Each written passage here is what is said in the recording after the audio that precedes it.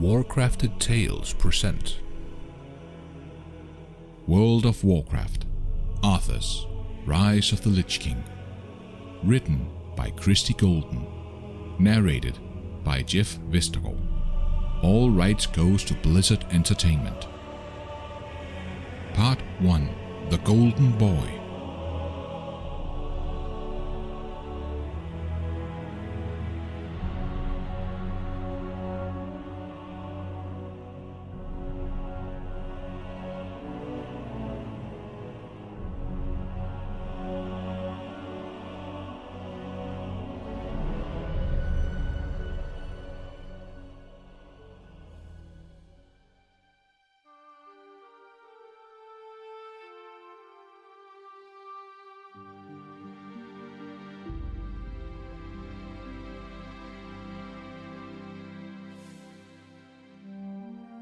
The mare, her normally white coat grey with sweat, rolled her eyes and whickered. Prince Arthas Menethil, only son to King Tyrannus Menethil II, one day to rule the kingdom of Lordaeron, held fast to the bridle and murmured soothingly. The horse jerked her head violently and almost took the 9-year-old with her. Whoa, Brightmane. Easy, girl.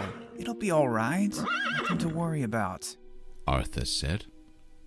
Joram Balnir grunted in amusement. Doubt you'd feel that way if something the size of this foal was coming out of you, lad. His son Jarim, crouching beside his father and the prince, laughed, and so did Arthas, giggling uncontrollably, even as hot and soggy foam from Brightmane's champing mouth dropped onto his leg. Come on. One more push, girl, Balnir said, moving slowly along the horse's body to where the foal, encased in a shiny shroud-like membrane, was halfway through its journey into the world. Arthas wasn't really supposed to be here, but when he had no lessons, he often sneaked away to the Balnir farmstead to admire the horses Balnir was known for breeding and to play with his friend Jarim. Both youths were well aware that the horse breeder's son, even one whose animals were regularly bought as mounts for the royal household, was not a proper companion for a prince. Neither cared much, and thus far none of the adults had put a halt to the friendship. And so it was that he had been there, building forts, throwing snowballs, and playing guards and bandits with Jarim, when Joram had called to the boys to come watch the miracle of birth.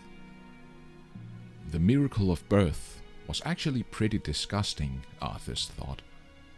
He hadn't realized there had been so much goo involved. Brightmane grunted and heaved again. Her legs held stiff and straight out, and with a sloshy wet sound, her baby entered the world. Her heavy head thumped down into Arthas's lap, and she closed her eyes for a moment. Her sides heaved as she caught her breath. The boy smiled, stroking the damp neck and thick, rough mane, and looked over to where Jarim and his father were attending to the foal. It was chilly in the stables at this time of year, and steam rose faintly from its warm, wet body. With a towel and dry hay, father and son rubbed off the last of the foal's unsettling shroud-like covering, and Arthas felt his face stretching in a grin. Damp, grey, all long tangled legs and big eyes, the foal looked around, blinking in the dim lantern light. Those large brown eyes looked with Arthas. "You're beautiful," Arthas thought, his breath stopping for a moment, and realized that the much-touted miracle of birth really was pretty miraculous. Brightmane began to struggle to her feet. Arthas leaped to his own and pressed back against the wooden walls of the stable so the great animal could turn around without crushing him. Mother and newborn sniffed each other. Then Brightmane grunted and began to bathe her son with her long tongue. Lad, you're a bit worse for wear, said Joram. Arthas looked down at himself, and his heart sank. He was covered in straw and horse spittle. Arthas shrugged. Maybe I should jump into a snowbank on my way back to the palace, he offered, grinning. Sobering slightly, he said, Don't worry, I'm 9 years old now. I'm no longer a baby. I can go where Prince Arthas! There was a squawking of chickens and the sound of a man's booming voice, and Arthas's face fell. He squared his small shoulders, made an intense but ultimately ineffectual attempt at brushing off the straw, and strode out of the barn. Sir Uther, he said, in his best "I am the prince, and you had best remember it" voice. These people have been kind to me. I pray you, don't go trampling their poultry. Or their snapdragon beds, he thought, glancing over at the snow-covered piles of raised earth where the beautiful blooming flowers that were Vaura Balnir's pride and joy would burst forth in a few short months. He heard Joram and Jarim follow him out from the barn, but did not glance behind him, instead regarding the mounted knight, fully clad in armor. What's happened? I'll explain it on the way, Uther said grimly. I'll send someone back for your horse, Prince Arthas. Steadfast can travel faster even with two.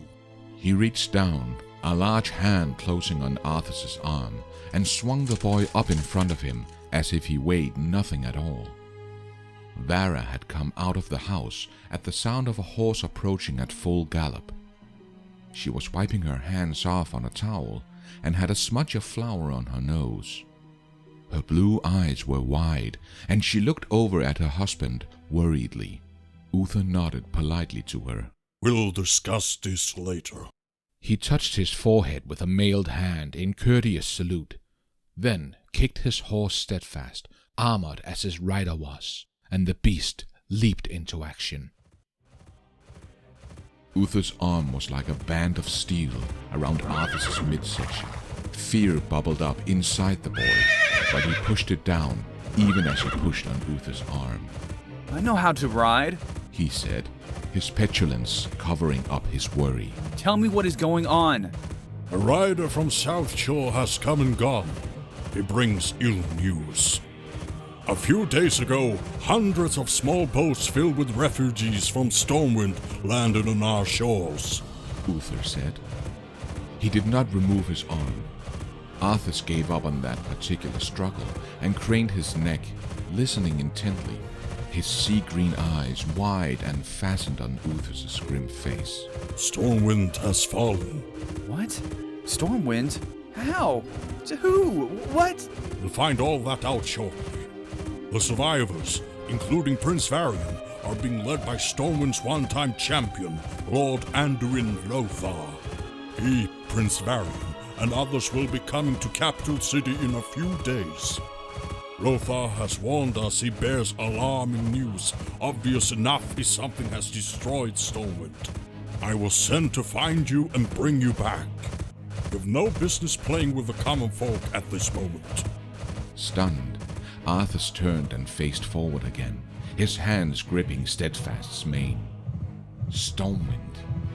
He had never been there, but had heard tales about it. It was a mighty place, with great stone walls and beautiful buildings. It had been built with sturdiness in mind, to withstand the buffeting of the fierce winds from which it had taken its name. To think that it had fallen. Who, or what, could have been strong enough to take such a city? How many people came with them? He asked, pitching his voice louder than he really wished to, in order to be heard over the drumming of the horses' hooves as they headed back towards the city. Unknown. Not a small number, that much is certain. The messenger said it was everyone who had survived. Survived what? And Prince Varian? He'd heard of Varian all of his life. Of course, just as he knew the name of the neighboring kings, queens, princes, and princesses. Suddenly his eyes widened.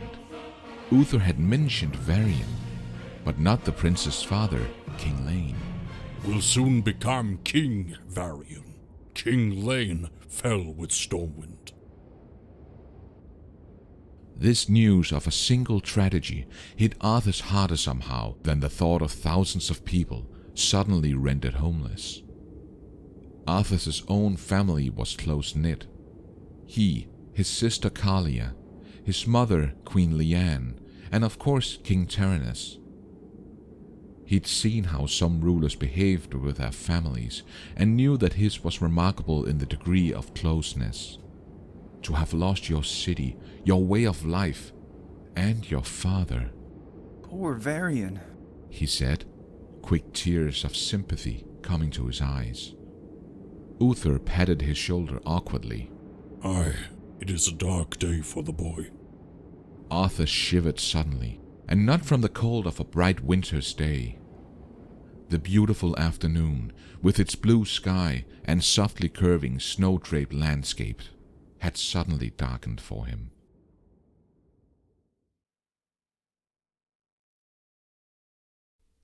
A few days later, Arthas was standing up on the castle's ramparts, keeping Falric, one of the guards, company, and handing him a steaming hot mug of tea.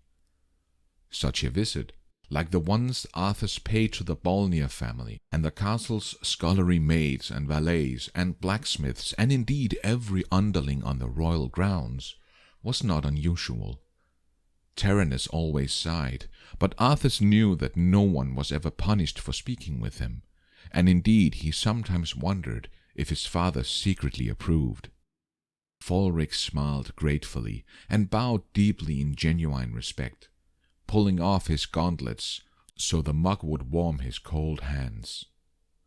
Snow threatened, and the sky was a pale grey, but thus far the weather was clear. Arthas leaned against the wall, resting his chin on his folded arms. He looked out over the rolling white hills of Tirisfal, down the road that led through Silverpine Forest to Southshore. The road along which Anduin Lothar, the mage Khadgar, and Prince Varian would be traveling. Any sign of them? Nay, Your Highness. Falric answered, sipping the hot beverage. Could be today, tomorrow, or the day after. If you're hoping to catch a glimpse, sir, you may be waiting a while. Arthas shot him a grin, his eyes crinkling with mirth. Better than lessons. Well, sir, you know that better than I would. Falric said diplomatically, clearly fighting the impulse to grin back. While the guard finished the tea, Arthas sighed and looked back down the road as he had done a dozen times before. This had been exciting at first, but now he was becoming bored. He wanted to go back and find out how Brightmane's foal was, and began wondering how difficult it would be to slip away for a few hours and not be missed. Falric was right. Lothar and Varian might still be a few days away, if... Arthas blinked. He slowly lifted his chin from his hands and narrowed his eyes. They're coming! He cried, pointing. Falric was at his side immediately, the mug forgotten. He nodded. Sharp eyes, Prince Arthas. Marwyn! Another soldier snapped to attention. Go tell the king that Lothar and Varian are on their way. They should be here within the hour. Aye, Captain. The younger man said, saluting. I'll do it. I'll go, said Arthas, already moving as he spoke. Marwyn hesitated, glancing back at his superior officer, but Arthas was determined to beat him. He raced down the steps, slipping on the ice and having to jump the rest of the way, and ran through the courtyard, skidding to a halt as he approached the throne room and barely remembering to compose himself. Today was when Tyrannus met with representatives of the populace to listen to their concerns and do what he could to assist them. Arthas flipped back the hood of his beautiful embroidered red runecloth cape. He took a deep breath, letting it escape his lips as soft mist, and nodded as he approached the two guards, who saluted sharply and turned to push open the doors for him. The throne room was significantly warmer than the outside courtyard, even though it was a larger chamber formed of marble and stone with a high domed ceiling. Even on overcast days such as this one, the octagonal window at the apex of the dome let in plenty of light. Torches in their sconces burned steadily on the walls, adding both warmth and an orange tint to the room. An intricate design of circles enclosing the seal of Lordaeron graced the floor, hidden now by the gathering of people respectfully awaiting their turn to address their liege. We've received reports that the trolls are regrouping near Airy Peak. Certainly the trolls can wait. The bandit raids on the northern villages should be evident enough that we need more men. Agreed.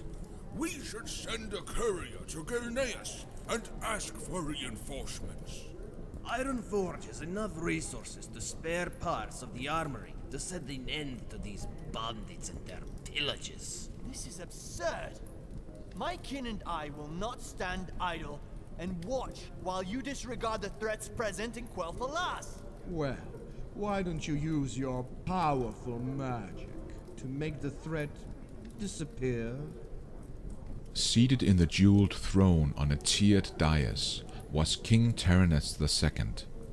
His fair hair was touched with grey only at the temples, and his face was slightly lined with more smile lines than the creased frowns that edged their marks on souls as well as visages.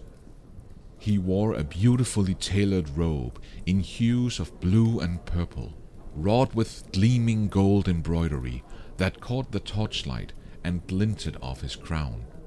Terenas leaned forward slightly, engrossed in what the man who stood before him, a lesser noble whose name Arthas couldn't recall at the moment, was saying. His eyes, blue-green and intent, were focused on the man. For a moment, knowing whose coming he was about to announce, Arthas simply stood, looking at his father. He, like Varian, was the son of a king, a prince of the blood. But Varian had no father. Not anymore.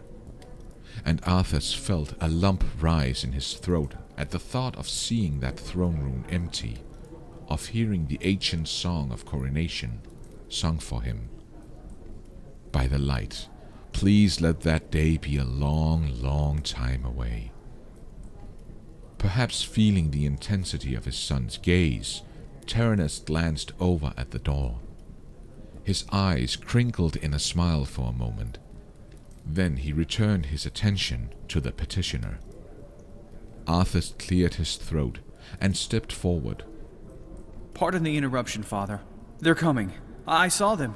They should be here within the hour. Terenas sobered slightly. He knew who they were.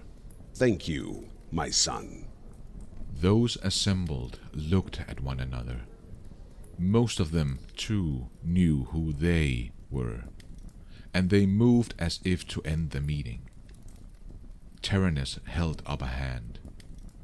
Nay, the weather holds and the road is clear. They will arrive when they do, and not a moment before.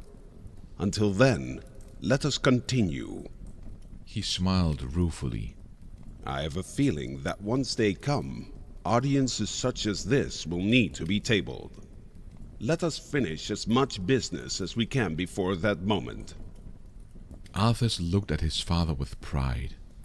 This was why people loved Terenas so much, and why the king usually turned a blind eye to his sons adventuring among the common folk.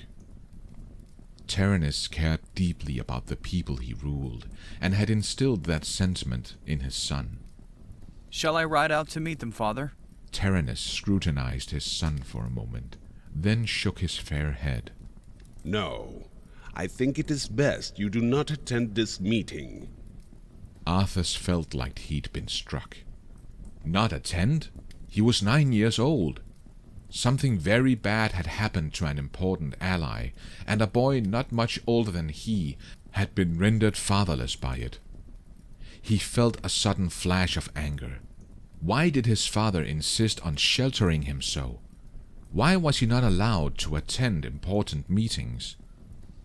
He bit back the retort that would have sprung to his lips had he been alone with Tyrannus. It would not do to argue with his father here, in front of all these people, even if he was totally and completely in the right on this. He took a deep breath, bowed, and left. An hour later, Arthas Menethil was safely ensconced in one of the many balconies that overlooked the throne room.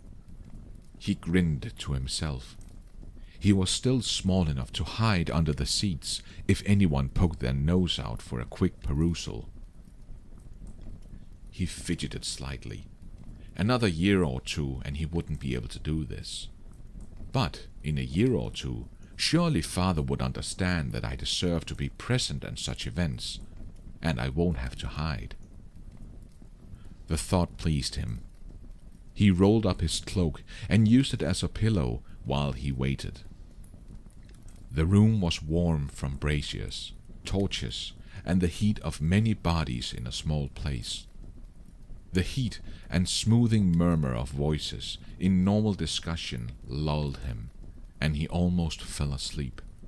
Your Majesty? The voice, powerful, resonant, and strong, jerked Arthas awake. I am Anduin Lothar, a knight of Stormwind. They were here.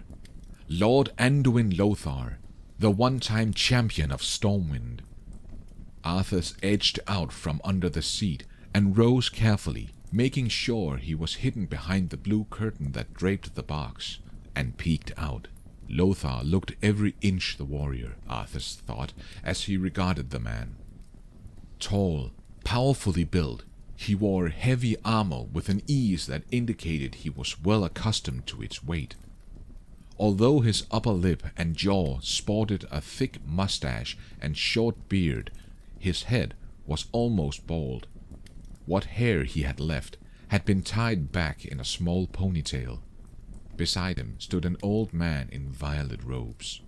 Arthas's gaze fell on the boy who could only be Prince Varian Rin. Tall, slender, yet but with broad shoulders that promised the slim frame would one day fill out. He looked pale and exhausted. Arthas winced as he regarded the youth, a few years older than he, looking lost, alone, and frightened. When addressed, Varian recovered and gave the polite requisite replies. Tyrannus was an old hand at knowing how to make people feel comfortable. Quickly, he dismissed all but a few courtiers and guards and rose from his throne to greet the visitors. Please, be seated, he said, choosing not to sit in the glorious throne that was his right, but instead perching on the top stair of the dais. He drew Varian down beside him in a fatherly gesture. Arthas smiled. Hidden away, the young Prince of Lordaeron watched and listened closely, and the voices that floated up to him spoke words that sounded almost fanciful. Yet, as he regarded this mighty warrior of Stormwind, and even more, as he studied the one visage of the future king of such a magnificent realm, Arthas realized with a creeping feeling that none of this was fantasy. All of it was deathly real, and it was terrifying.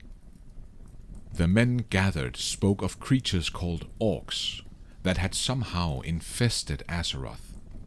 Huge, green, with tusks for teeth and lusting for blood, they had formed a horde that flowed like a seemingly unstoppable tide.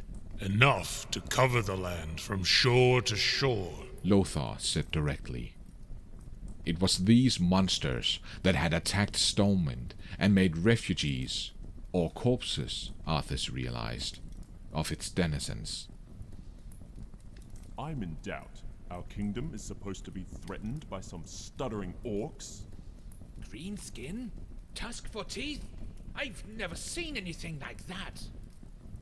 I doubt that the hero of Stormwind would sacrifice his honor and lie about such an incident. things got heated when some courtier or other clearly didn't believe Lothar. Lothar's temper rose, but Tyrannus diffused the situation and brought the meeting to a close.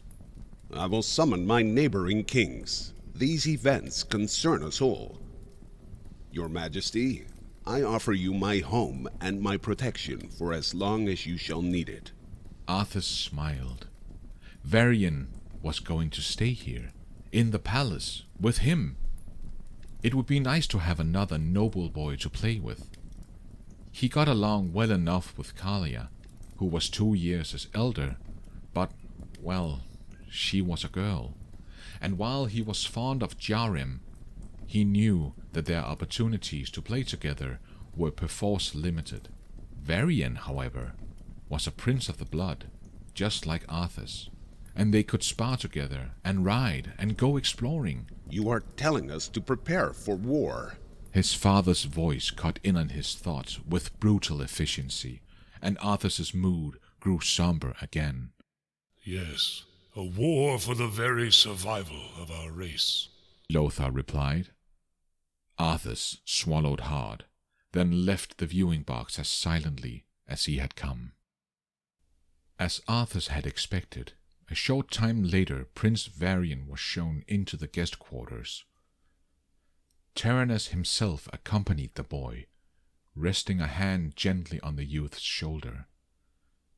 If he was surprised to see his son waiting in the guest quarters, he did not show it. Arthas, this is Prince Varian Rin, future king of Stormwind. Arthas bowed to his equal. I bid you welcome to Lordaeron.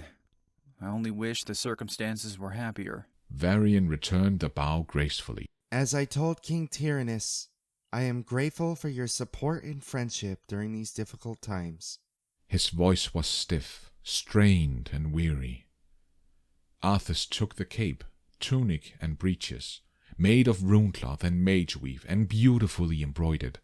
It looked as though Varian had been wearing them for half his life, so dirty were they. His face had clearly been scrubbed, but there were traces of dirt at his temples and beneath his nails. I will send up some servants shortly with some food and towels, hot water, and a tub, so that you may refresh yourself, Prince Varian. Tyrannus continued to use the boy's title. That would wear off with time, but Arthas understood why the king emphasized it now. Varian needed to keep hearing that he was still respected, still royal, when he had lost absolutely everything but his life. Varian pressed his lips together and nodded. Thank you. Arthas, I leave him in your care. Tyrannus squeezed Varian's shoulder reassuringly, then departed, closing the door. The two boys stared at each other. Arthas's mind was a total blank. The silence stretched uncomfortably. Finally, Arthas blurted, I'm sorry about your father. Varian winced and turned away, walking towards the huge windows that overlooked Laudermere Lake. The snow that had been threatening all morning was finally coming, drifting softly downward to cover the land with a silent blanket. It was too bad. On a clear day, you could see all the way to Fenris Keep. Thank you. I'm sure he died fighting nobly and gave as good as he got. He was assassinated. Varian's voice was blunt and emotionless. Arthas whirled to look at him, shocked. His features, in profile to Arthas now and lit by the cold light of a winter's day, were unnaturally composed. Only his eyes, bloodshot and brown and filled with pain, seemed alive. A trusted friend managed to get him to speak with her alone. Then she killed him, stabbed him right in the heart. Arthas stared. Death in glorious battle was difficult enough to handle, but this? Impulsively, he placed a hand on the other prince's arm. I saw a foal being born yesterday, he said. It sounded inane, but it was the first thing that sprang to his mind, and he spoke earnestly. When the weather lets up, I'll take you to see him. He's the most amazing thing. Varian turned towards him and gazed at him for a long moment. Emotions flitted across his face.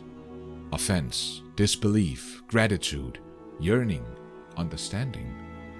Suddenly, the brown eyes filled with tears, and Varian looked away. He folded his arms and hunched in on himself, his shoulders shaking with sobs he did his best to muffle. They came out anyway, harsh, racking sounds of mourning for a father, a kingdom, a way of life that he probably hadn't been able to grieve until this precise moment. Arthas squeezed his arm and felt it rigid as stone beneath his fingers. I hate winter, Varian sobbed, and the depth of the hurt conveyed by those 3 simple words, a seeming non sequitur, humbled Arthas. Unable to watch such raw pain, yet powerless to do anything about it, he dropped his hand, turned away, and stared out the window. Outside, the snow continued to fall.